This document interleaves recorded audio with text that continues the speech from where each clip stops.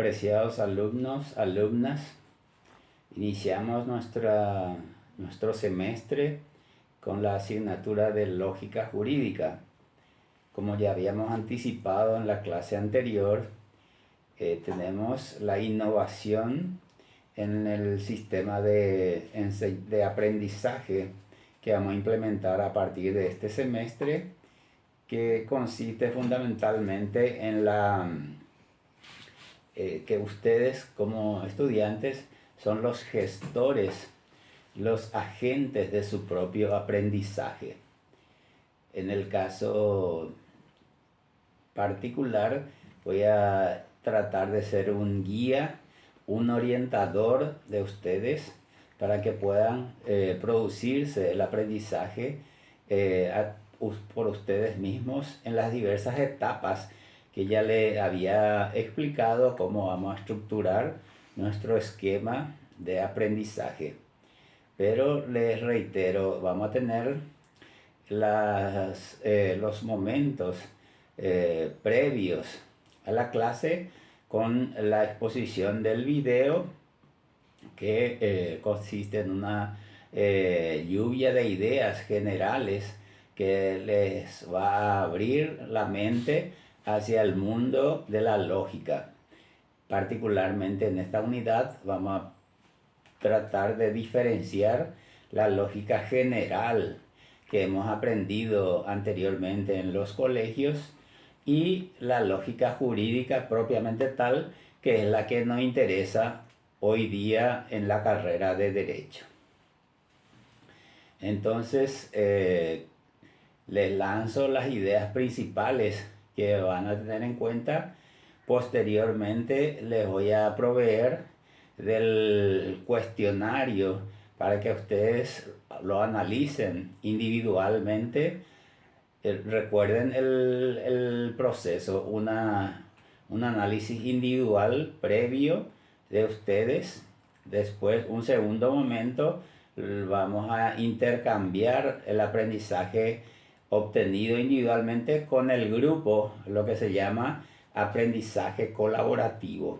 Entonces ustedes en el grupo van a intercambiar las ideas, las conclusiones que han llegado en base al cuestionario que les voy a alzar en el sistema para que les sirvan a ustedes de guía y orientación del análisis de la asignatura.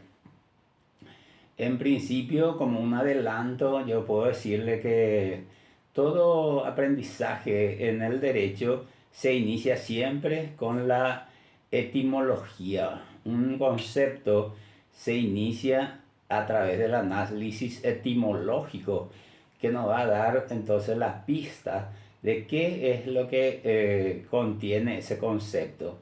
En el caso de la lógica, tiene su origen entonces en el logos, que es tratado, discursos, palabras, y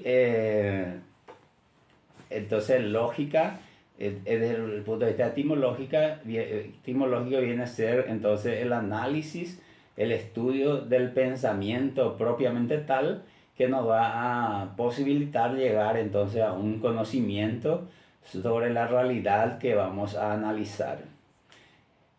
De ahí que podemos tener un concepto también desde el punto de vista filosófico de la lógica, que es entonces la posibilidad de tener de que los conceptos podamos podamos diferenciar los conceptos unos de otros, y que es lo que posibilita entonces diferenciarlo posteriormente. De ahí entonces la lógica, que etimológicamente implica lo inteligible o aquello que hace inteligible a las cosas. Entonces, de ahí podemos definir o encerrar un concepto más claro de lo que estudia la lógica en general, que es el arte que nos hace proceder con orden, fácilmente y sin error en el acto de la razón. Con esta definición, entonces estamos viendo todos los elementos esenciales que contiene la lógica y que fundamentalmente se centra en el pensamiento del ser humano. El pensamiento, desde el punto de vista lógico, entonces adquiere tres formas, que es el concepto, que es una operación mental básica, elemental, en el cual la persona, el sujeto capta o aprehende del mundo exterior un objeto y tiene grabado en la mente lo que es el objeto. En este punto no agrega ni afirma nada en relación al objeto, sino aprehende y guarda en su mente el concepto. Luego tenemos otra operación, la segunda operación mental, que se llama el juicio, en el cual ya se hace una relación de los conceptos entre sí y se establece una relación de conveniencia o discrepancia entre los conceptos. La tercera operación fundamental de la lógica se llama razonamiento. En el razonamiento comparamos los juicios previos, uno más juicios enlazados unos con otros, y nos va a llevar a una inferencia lógica para llegar a una conclusión. En concreto, la forma clásica del razonamiento tenemos a través del silogismo jurídico. En el silogismo jurídico tenemos los juicios previos, que se denominan entonces juicios previos, que son las premisas. Estas premisas, comparando uno con otros, nos va a llevar entonces a una conclusión desconocida o conocida solo en parte con los juicios previos. Entonces, en el razonamiento se produce una hilación lógica, un enlace lógico entre los juicios que nos conduce directamente a llegar a una conclusión. Entonces, en forma general, podemos afirmar que esos son los principales aspectos de la lógica que vamos a analizar y que ustedes a profundidad van a estar descubriendo a través del análisis del texto recomendado y en base también a la guía de análisis que le había proporcionado a través de los cuestionarios. Inmediatamente después tenemos que incursionar en el campo jurídico. Entonces, esa lógica general que dijimos que es el arte que nos hace proceder con orden, fácilmente y sin error en el acto de la razón, tenemos que trasladarlo al campo del derecho y podemos decir entonces que toda operación que realizan los operadores del derecho necesariamente tiene que analizarlo desde el punto de vista lógico. Entonces, la lógica jurídica sería esos conocimientos, ese arte de proceder con orden fácilmente sin error, aplicados al campo del derecho, ya sean las tres fases que asume la elaboración de una norma que se conoce como las leyes. Las leyes previamente son elaboradas, las leyes son concebidas, la ley, que es la etapa de su elaboración a través del estudio en el Parlamento de un anteproyecto de ley que debe ir acompañado con sus respectivos fundamentos del por qué es necesaria esa ley. A eso se llama entonces el espíritu de la ley, que son entonces las fundamentación que tiene que ir siempre acompañado de un proyecto de ley.